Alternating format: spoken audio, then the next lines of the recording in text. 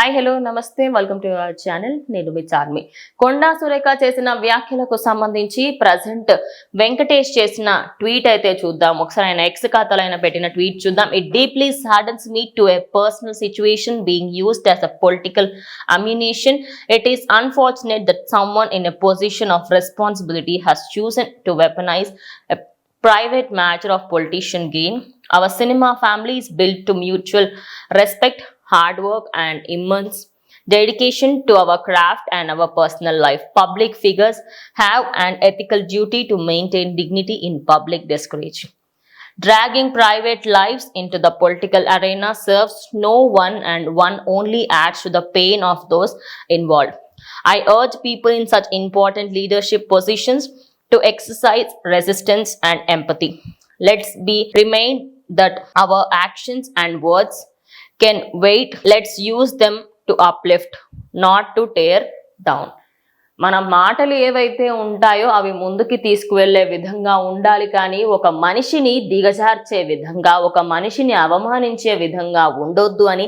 అదే విధంగా సినిమా రంగానికి సంబంధించిన వాళ్ళని మీరు మీ పర్సనల్గా పొలిటికల్ యూజ్లో, మీ పొలిటికల్ గ్రోత్ కోసం, అంటే మీరు పొలిటికల్స్ లో ముందుకు వెళ్ళడానికి, రాజకీయాల్లో ముందుకు వెళ్ళడానికి యూజ్ చేయడం కరెక్ట్ కాదని. అదే విధంగా సినిమా రంగానికి సంబంధించి మాకంటూ కొంచెం ఎథికల్ వాల్యూస్ ఉంటాయి. ఆ ఎథికల్ వాల్యూస్ మీకు కూడా ఉంటే బాగుంటుంది. మ్యూచువల్ రెస్పెక్ట్, మేము మీకు రెస్పెక్ట్ ఇస్తాము, మీరు కూడా మాకు అదే విధంగా రెస్పెక్ట్ ఇవ్వాలి.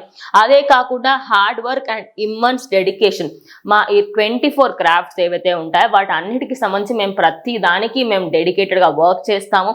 అదేవిధంగా మేము దానికి డెడికేటెడ్గా ఉంటాము.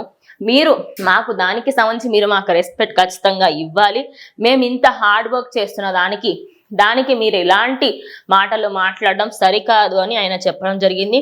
అదే విధంగా ఇటు పొలిటికల్ దాంట్లో, రాజకీయాలలో ఇటు సినీ రంగానికి సంబంధించిన దాన్ని లాక్కుని రావడం, అందులో లేకున్నా కూడా సొంతంగా దాన్ని క్రియేట్ చేసి అక్కడ తీసుకొని రావడం అనేది కూడా కరెక్ట్ కాదని. అదే విధంగా ఇటు ప్రజలకు కూడా నేను చెప్పుకునేది ఒకటే, మీరు ఏదైనా మాటలు మాట్లాడితే ఆ మాటల కంటే మీ చేతల కంటే కూడా మీ మాటలకి ఎక్కువగా ప్రాధాన్యం ఉంటుంది. వాటి వల్లనే ఎక్కువ మంది బాధపడతారు.